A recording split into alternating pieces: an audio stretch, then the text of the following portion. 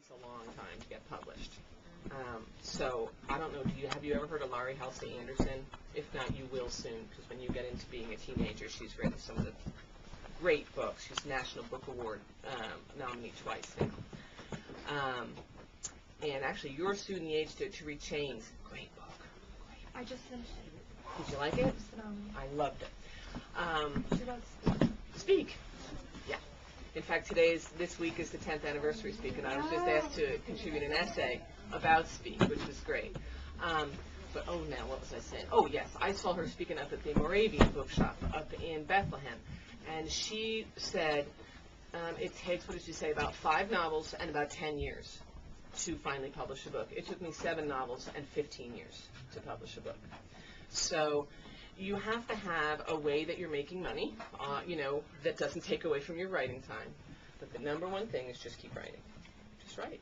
I was working in a photo lab, and I came home and I wrote. And I was working 2 jobs, and I was working 18-hour days, and I came home and I wrote.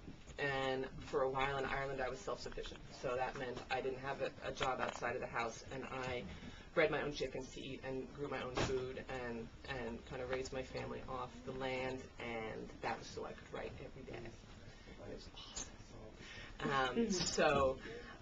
You do whatever you can to keep your life going and keep your family fed and everything, but as long as you write and you read, that's the way to eventually get there. But be patient. Down my road. Cromwell's army used my road. It was one of the older roads in the area.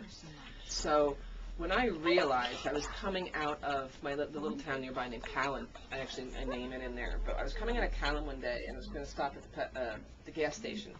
And I saw a plaque on the side of one of the houses, and it was the captain's wife had defended this house against Cromwell on February 2nd, 1650, and I thought, because you all know the captain did not make it, and then nobody else made it. So there's the captain's wife, You good?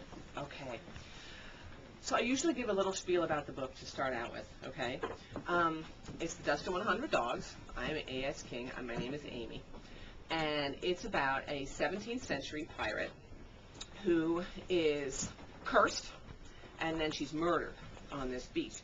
But before she's murdered, she's cursed with the dust of 100 dogs, which dooms her to 100 lives as a dog before she comes back as a human being. And when she comes back as a human being, it's 1972, and she's born into this family in a town in Pennsylvania, kind of like this one. And she has all of her memories. So she has her memories from, like, being a pirate and growing up in Ireland and where she buried her treasure, right? And all the dogs.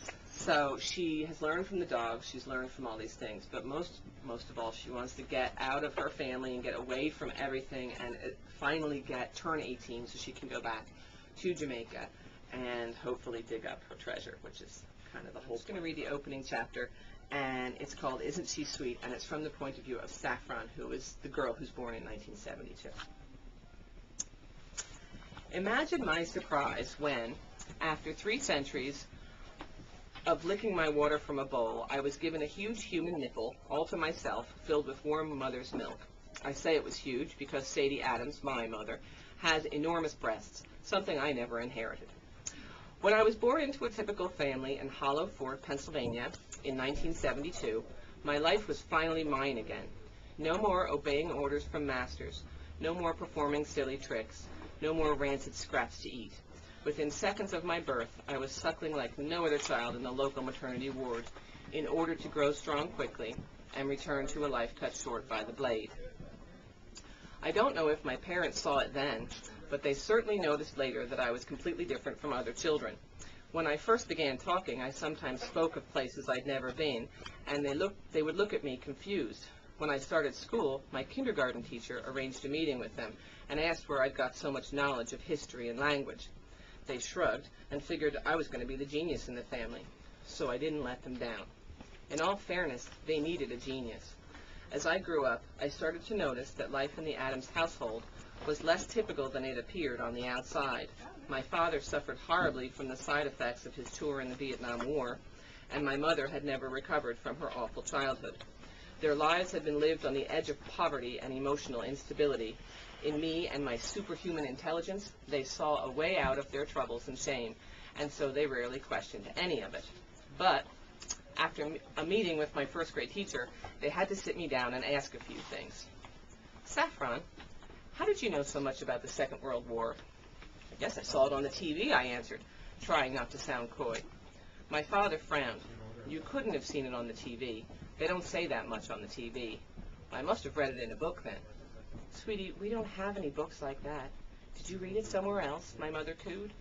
I must have. We know you're a very clever girl, Saffron, but do you think there's a way you could stop showing off in class? Mrs. Zebra is concerned that you're making the other children feel bad, she said. Well, then why don't they put me in a higher grade? I didn't like Mrs. Zebra, but now I had reason to like her less. I pictured myself liberating her eyeball from its socket and tossing it onto the merry-go-round in the first grade recess area.